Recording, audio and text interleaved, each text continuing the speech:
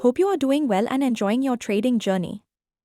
The market is always full of opportunities if you know where to look. Right now, the price is at a strong support level, and we can see rejection from this area. This means buyers may take control, and the price could move up. If this level holds, we might see a strong upward move. This is the kind of trade that smart traders wait for. Now, the most important part: where to enter, where to put stop loss, and where to take profit. These details are shared in our private group. If you want to trade on your own, that's fine. But knowing how to place stop loss and spot rejection candles will make your trades much safer. If you need accurate trade signals and expert help, contact us now on WhatsApp so I can add you to the group. Don't trade alone when help is available.